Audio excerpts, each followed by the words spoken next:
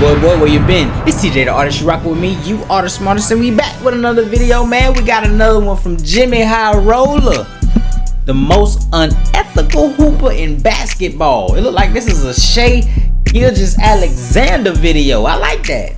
SGA video. We finna see what went on. Like, comment, subscribe, all that good stuff. I do believe SGA is underrated, and he may be the MVP this year. He just went on a stint where I don't think he scored less than 22 points this whole entire year, outside of one time. And he just dropped like 40 and 50 and 40 and 30 and 40. Like, that's what he got. Hey, I don't know what he done got into, but he going crazy. Anyway, like, comment, subscribe, all that good stuff. Let's get into the video.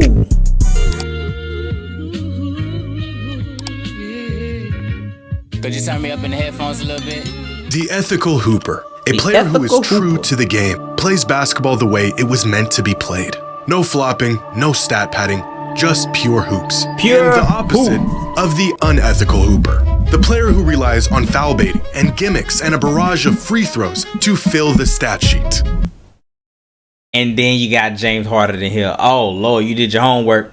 I always said that when James Harden was scoring his 60 and 50 points a game and stuff, 25 to 30 of them points was free throws.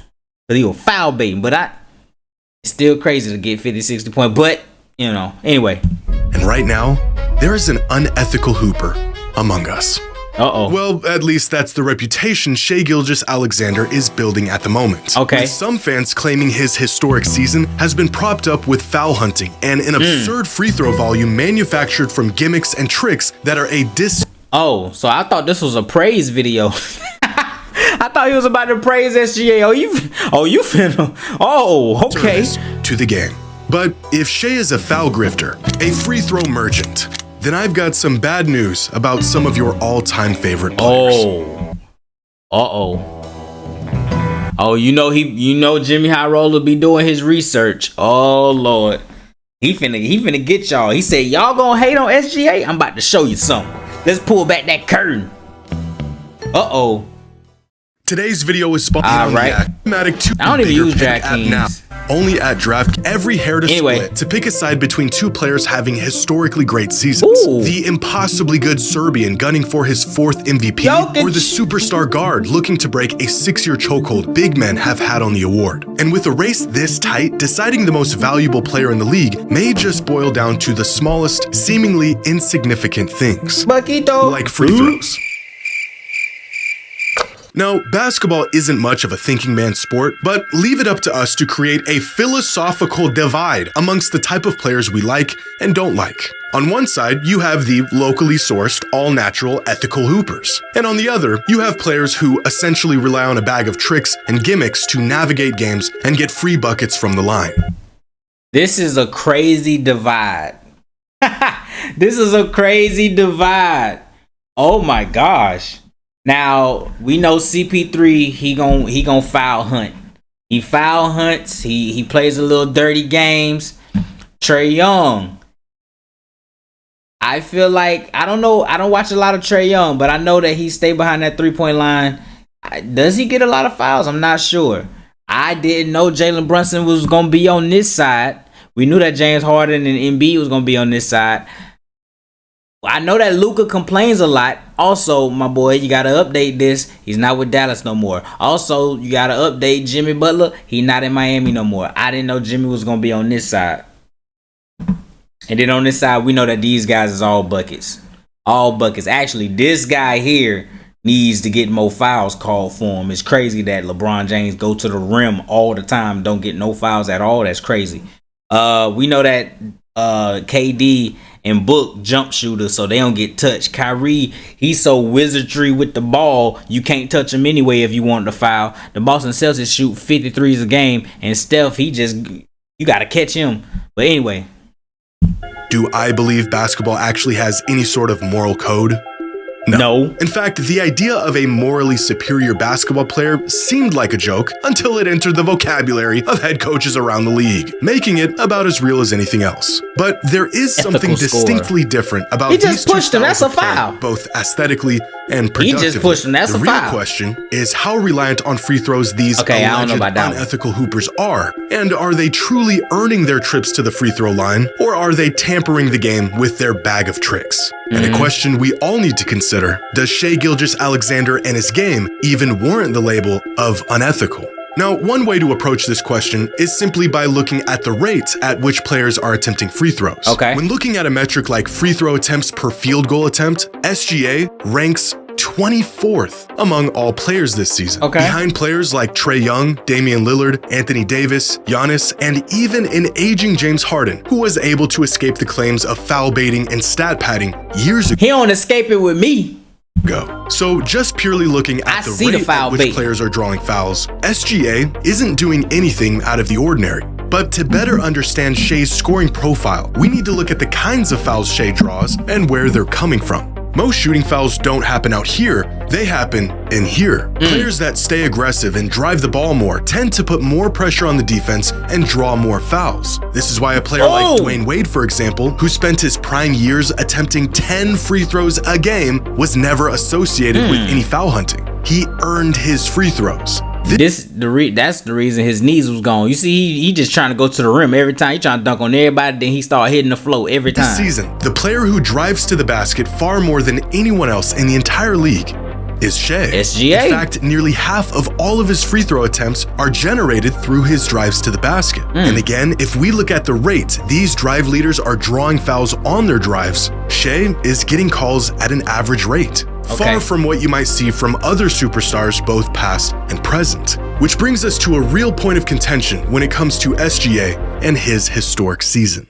One of the odd and universally accepted aspects of NBA basketball is that superstars get calls. This has been a thing since the inception of the league. Once you transcend that highest tier of player, you essentially get the benefit of the doubt, even at times when you shouldn't.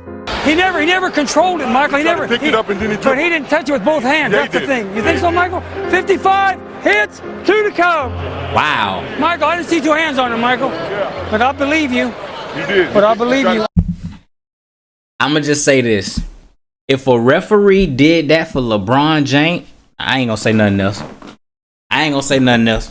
If a referee did what he just did for Michael Jordan to LeBron, we know this. And we accept it. And Shai is a superstar, except he hasn't consistently gotten these phantom superstar calls this season. Since the introduction of tracking data back in 1996, there have been 36 instances of a player averaging at least 30 points per game for a season. And when ranking these 36 individual seasons according to free throw rates, SGA this season ranks 26th, behind guards like Harden, Wade, Iverson, and Luka. But again, most shooting fouls should come from shots taken in the paint or around the rim. Of course, players do get clipped on threes and long jumpers and draw fouls by other means, but really it's getting downhill that tends to generate trips to the line. And specifically among guards, Shai gets into the paint and attempts more shots from inside than any other prolific scorer since the introduction of tracking data. This season, Shai is attempting nearly 54% of all of his shots from within 10 feet of the basket. Meanwhile, players like Kobe, Iverson, Luka, Harden, and Dame all have multiple seasons where they weren't getting into the paint nearly as much and still yielded far more trips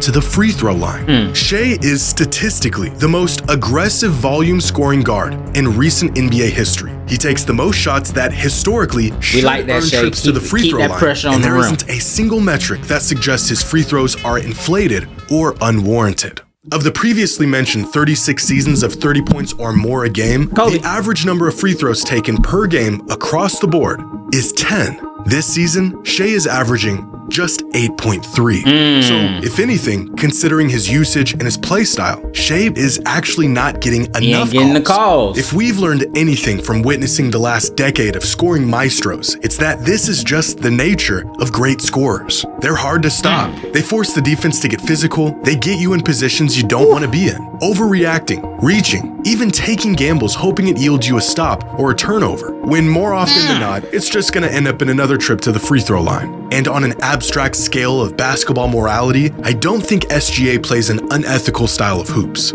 I think he's a better and more prolific scorer than some fans are willing to give him credit for. He's not relying on free throws to get his numbers. When compromised, the defense is relying on fouling him just to slow him down. Most of Shai's drawn shooting fouls look something like this, where he drives into the lane and inexplicably rips through the defender's arms to put up a shot. It is damn near impossible to predict, and it works almost every time a defender cuts him off or puts a body on him. And we've seen this before with James Harden, a free trip to the line disguised as a shot attempt. In fact, this is like the 2.0 version of Harden's rip-through, because it does a much better job of masking itself as an actual shot rather than an attempt to just draw a foul. And I think that's where most fans get frustrated with this kind of basketball. It's not necessarily the outcome of the move, but rather the intent. Because we know he's not actually trying to score the ball here. He is purely looking for a foul, and he knows he can get these calls. And you could call this unethical hoops,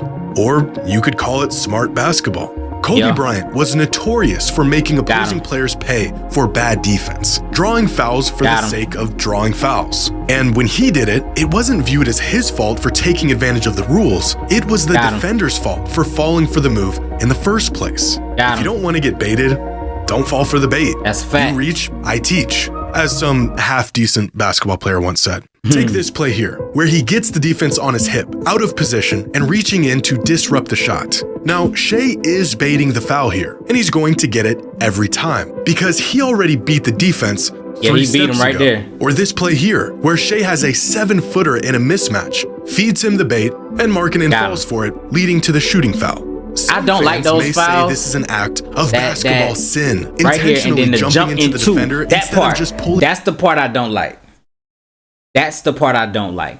Pump fake, he jumps up and then you jump into him. Dwayne Wade used to do that. That's the foul I don't like. But I don't see it that way. You've got a 7-footer on an island with no help guarding the league's leading scorer, and you leave your feet on a pump fake. Shai isn't playing unethical hoops. He's taking advantage of bad defense. All the great scorers knew this, and they all took advantage of it. As much as we resented the tricks James Harden would deploy throughout his prime scoring years, it's worth asking the question, was it the foul baiting and free throws that allowed him to be the scorer he was? Or was he such a great scorer that he could bend the defense to his will whenever he wanted to? Same thing goes for a player like Joel Embiid. If the gimmicks added an extra 10% to his production, would we concede that he was in fact a historic scorer, even if he had 90% of the production, but he did it ethically? Among high-volume scorers of this century, players who averaged at least 30 points per game since 2000, according to this idea of honest scoring, 2016 Stephen Curry would be the most ethical scorer, averaging 30 points per game with just 5 free throw attempts. Yeah, because he was letting it fly from the three-point line. Reliance, 2025 Shai is far closer to Steph than he is to countless other all-time great scoring seasons. If SGA's game falls into the category of unethical hooper, then so does Kobe's, and Luka's, and Dame's, and Iverson's, and Durant's, and all of our favorite all-time great scorers. It is an unfair label on one of the best individual seasons in recent NBA history, and it is objectively not true. And if none of that changed your mind, then maybe this will. Here is every single season in modern NBA history where a player averaged at least 25 points per game. 354 individual seasons since 1980. And they are graphed in terms of scoring average and free throw attempts per game. The further right a player is, the more free throws they attempted. The further up a player is, the more points they averaged. So way off to the right are the seasons of all-time high free throw attempts, and where you'll find most historic scoring seasons, like some Embiid seasons, some LeBron seasons, Jordan's highest scoring seasons, Luka, Harden, Shaq. Even the pure bucket getters like Durant and McGrady often found themselves at the line during the peak of their powers. Okay, where's Shai at? So where does Shai's 2025 season land? It's right here. the 18th highest scoring season in modern NBA history, while attempting just the 142nd most free throws per game. Get that label and off that, of my him. friends, is some honest, homegrown, ethical hoops. Buckets. Straight buckets. Another good one. Another good video, Jimmy High Roller. Listen, I told y'all that boy was underrated. I thought he was about to be like, listen, he be foul bait, but he definitely, hey, you took me on the roller coaster because I thought you was about to hate on him, but you didn't. Anyway, like, comment, subscribe, all that good stuff. Peace.